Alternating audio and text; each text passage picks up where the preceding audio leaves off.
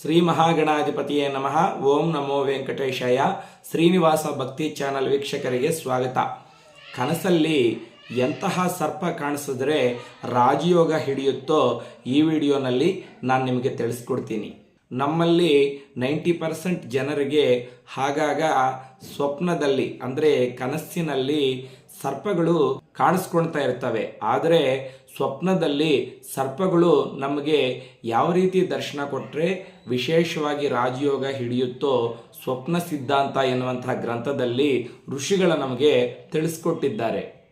ಯಾವಾಗಾದರೂ ಸ್ವಪ್ನದಲ್ಲಿ ಅಂದರೆ ಕನಸಿನಲ್ಲಿ ಶ್ವೇತ ಸರ್ಪ ಅಂದರೆ ಬಿಳಿ ಬಣ್ಣದ ಹಾವು ಕಾಣಿಸ್ಕೊಂಡ್ರೆ ಪರಮೇಶ್ವರನ ಪರಿಪೂರ್ಣ ಅನುಗ್ರಹ ಶೀಘ್ರದಲ್ಲೇ ನೀವು ಪಡೆದುಕೊಳ್ತೀರಾ ಅಂತ ಅರ್ಥ.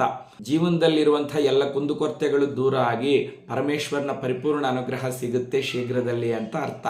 ಅದೇ ರೀತಿಯಾಗಿ ಸ್ವಪ್ನದಲ್ಲಿ ನಾಗರ ಹಾವು ಕಾಣಿಸ್ಕೊಂಡ್ರೆ ಅತಿ ಶೀಘ್ರದಲ್ಲೇ ಧನಪ್ರಾಪ್ತಿ ಅಂತ ಸ್ವಪ್ನ ಸಿದ್ಧಾಂತದಲ್ಲಿ ಹೇಳಿದ್ದಾರೆ.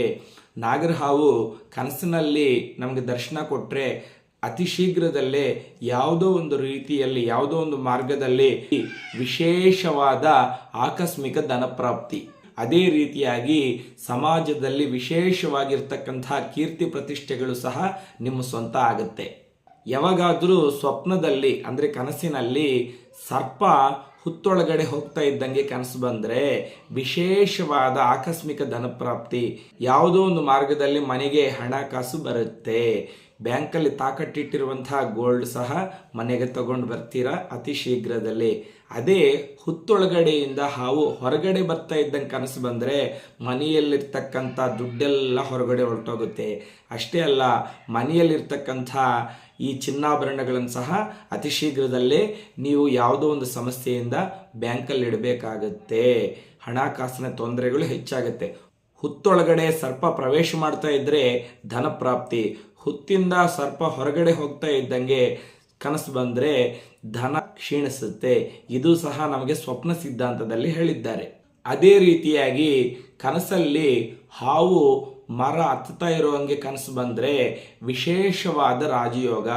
ಜೀವನದಲ್ಲಿ ನೀವು ಸ್ಟೆಪ್ ಬೈ ಸ್ಟೆಪ್ ಮೇಲಕ್ಕೆ ಬರ್ತೀರಾ. ಅತಿ ಶೀಘ್ರದಲ್ಲೇ ನಿಮ್ಮ ಸಮಸ್ಯೆಗಳೆಲ್ಲ ದೂರ ಆಗಿ ಸಮಾಜದಲ್ಲಿ ಒಳ್ಳೆ ಕೀರ್ತಿ ಪ್ರತಿಷ್ಠೆಗಳು ನಿಮ್ಮ ಸ್ವಂತ ಆಗುತ್ತೆ. ಅದೇ ಕನಸಿನಲ್ಲಿ ಸರ್ಪ ಮರದಿಂದ ಕೆಳಗಡೆ ಇಳಿತಾ ಇದ್ದಂಗೆ ಕನಸು ಬಂದರೆ ಜೀವನದಲ್ಲಿ ನೀವು ಸ್ಟೆಪ್ ಬೈ ಸ್ಟೆಪ್ ಕೆಳಗಡೆ ಬಿದ್ದೋಗ್ತೀರಾ.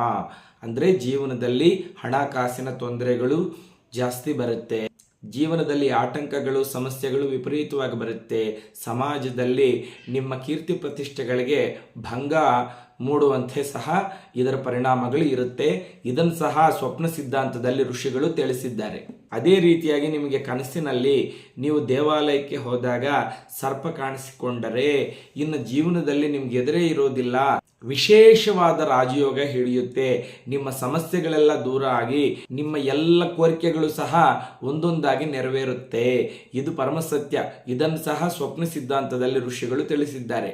ಈ ಮನೆಯ ಒಳಗಡೆ ಹಾವು ಇದ್ದಂಗೆ ಕನಸು ಬಂದರೂ ಸಹ ತುಂಬಾ ಒಳ್ಳೆಯದು. ಜೀವನದಲ್ಲಿ ನಮ್ಮ ಸಮಸ್ಯೆಗಳೆಲ್ಲ ದೂರ ಆಗುತ್ತೆ ಅಂತ ಸಹ ನಮಗೆ ಸ್ವಪ್ನ ಸಿದ್ಧಾಂತದಲ್ಲಿ ಹೇಳಿದ್ದಾರೆ.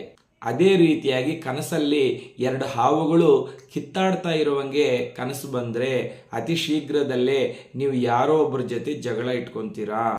ನಿಮ್ಮ ಅಕ್ಕಪಕ್ಕ ಇರುವವ್ರ ಜೊತೆ ಆಗಬಹುದು, ನಿಮ್ಮ ಸ್ನೇಹಿತರ ಜೊತೆ ಆಗಬಹುದು, ನಿಮ್ಮ ಆಫೀಸಲ್ಲಿ ಆಗಬಹುದು, ನಿಮ್ಮ ನೆಂಟರ ಜೊತೆ ಆಗಬಹುದು, ಯಾರೋ ಒಬ್ಬರ ಜೊತೆ ದೊಡ್ಡ ಜಗಳ ಆಗುತ್ತೆ.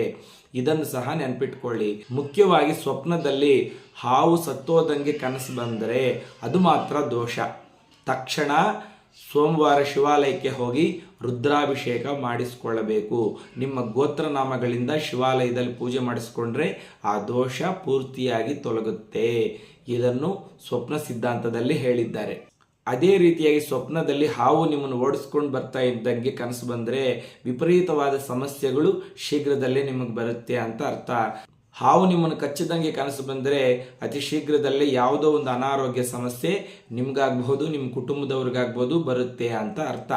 ಆವಾಗ ತಕ್ಷಣ ಶಿವಾಲಯಕ್ಕೆ ಹೋಗಿ ಗೋತ್ರನಾಮಗಳನ್ನು ಹೇಳಿಕೊಂಡು ಪೂಜೆ ಮಾಡಿಸಿ, ಸಾಧ್ಯವಾದರೆ ರುದ್ರಾಭಿಷೇಕ ಮಾಡಿಸ್ಕೊಂಡು ಅಲ್ಲಿ ನಾಗ ಪ್ರತಿಷ್ಠೆ ಇದ್ದರೆ ಅದಕ್ಕೆ ಪ್ರದಕ್ಷಿಣೆ ಮಾಡ್ಕೊಂಡು ನಮಸ್ಕಾರ ಮಾಡ್ಕೊಂಡು ಬಂದರೆ ಆ ದೋಷ ಪೂರ್ತಿಯಾಗಿ ತೊಲಗಿ ಹೋಗುತ್ತೆ.